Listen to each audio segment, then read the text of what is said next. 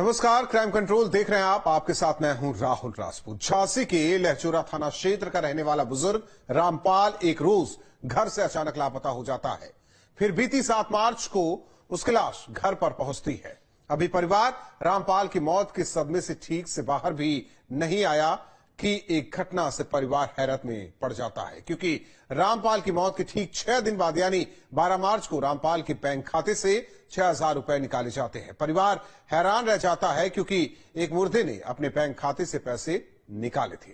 हर कोई हैरान था, आखिर एक मुर्दा कैसे बैंक से पैसे निकाल सकता है। लेकिन इसके पीछे छिपी थी प्रॉपर्टी और पैसे के लिए परिवार के सदस्य की एक गहरी खूनी साजिश।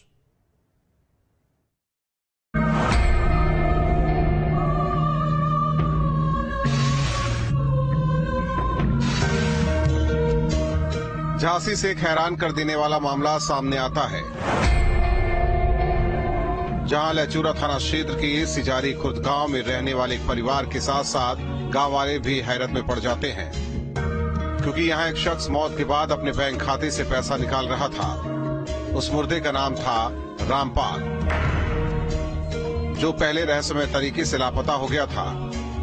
फिर बीती 7 मार्च को घर पर उसकी लाश पहुंचती है और हद तो तब हो जाती है जब मौत के 6 दिन बाद उसी रामपाल के बैंक खाते से पैसे निकलने शुरू हो जाते हैं। यानी यहाँ एक मुर्दा बैंक से पैसे निकाल रहा था, जिससे न सिर्फ रामपाल का बेटा ओम प्रकाश बल्कि उसका पोता प्रमोद भी हैरान था। एक के बाद एक रहस्यमयी घटना से दोनों परेशान थे। अब दोनों बैंक से लेकर पुलिस थाने के चक्कर लगाकर मदद की गुहार लगा रहे हैं, लेकिन किसी ने उनकी इस शिकायत को गंभीरता से नहीं लिया। ये 12 तारीख में पैसे निकले। पिताजी दादाजी खत्म कब हुए? 7 तारीख में खत्म हुए।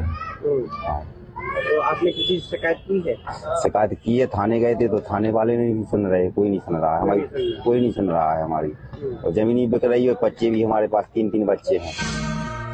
रामपाल का बेटा और उसका पोता अभी उसकी मौत की पहेली को सुलझाने में ही जुटे थे, तो उनके साथ एक और अजीब वाकया हुआ।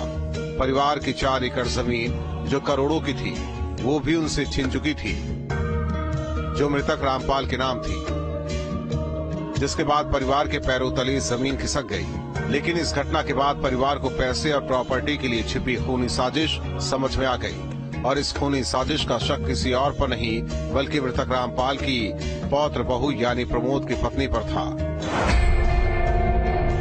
प्रभा की शादी प्रमोद से हुई थी। पीड़ित परिवार के आरोपों के मुताबिक बहुत जल्द परिवार की तीसरी पीढ़ी की नई नवेली बहू को ये पता चल गया था कि परिवार के मुखिया यानी उसके दादा ससुर रामपाल के नाम करोड़ों की संपत्ति है। कुछ दिन तो प्रभा ठीक रही, लेकिन इस बीच प्रभा का वह संबंध अरविंद सिंह उर्फ बंटे नाम के आदमी से हो गया। प्रभा अपने प्रेमी के प्यार में पागल हो गई। इसी बीच अपने 3 बच्चों के साथ प्रभा अपने प्रेमी के साथ भाग गई। ये किसी को पता नहीं चला आखिर प्रभा कहाँ चली गई।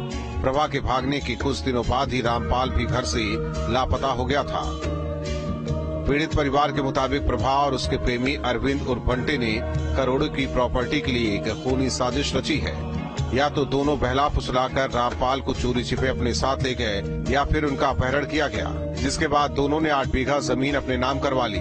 करोड़ों की प्रॉपर्टी हथियाने के बाद पौत्र बहू ने अपने प्रेमी के साथ मिलकर दादा और उसकी लाश को घर भिजवा दिया है। हमारी पत्नी का थोड़ा विवाद चलता था, तो थाने में रिपोर्ट कर दी थी, तो 151 ने जमानत दे दी थी हमारी। तो हमारे दादाजी को लेके वो चले गए तो फिर कोई मालूम नहीं पड़ा है। हमारे बच्चे भी चले गए साथ में, ठीक है, चले गए तो खूब लड़ाई की, फिर कोई जानकारी नहीं मिली है। फिर लोगों ने जमीन भी नाम करा ली है दादाजी से। कितने बीघा? हमने 4 एकड़ जमीन करा ली है। 4 एकड़। फिर क्या हुआ? कुछ नहीं हुआ, पुलिस ने कोई सुनाई नहीं की है। दादाजी को मरा भिजवा दिया, बच्चों को भी घर भिजवा दिया हमारा। अच्छा, बच्चों को घर कब दादाजी को भेजा गया था? जो शाम को 7 बजे भेजा था। कितनी तारीख को? वही 7 तारीख को। 7 तारीख। हाँ। तो पुलिस से शिकायत की? पुलिस से शिकायत की, पोस्टमार्टम भी कराया था पुलिस ने। एम्बुलेंस भी 2 दिन खड़ी रही थाने में, तो छोड़ दी एम्बुलेंस। रामपाल के पीड़ित पोते के मुताबिक उसकी बेवफा बीवी प्रभा ने न सिर्फ उसे धोखा दिया बल्कि पूरे परिवार को कंगाल भी कर दिया, और उसके दादा रामपाल की हत्या में भी उसकी ही पत्नी का हाथ है। तो कुछ नहीं, पुलिस कोई सुनाई नहीं कर रही है, वो जमीन भी बिक रही है। हाँ, वो एस्टीमेट करवाया बैंक से, तो उस पर नाम दूसरे का आ रहा है, दूसरे के साथ रह रही है। ये हमारी बीवी तो उसी के पास है, का नाम ठाकुर के पास। कौन है ये हम नहीं पहचानते हैं, ये कौन है। हाँ, बंटी। पैसे किसने निकाले?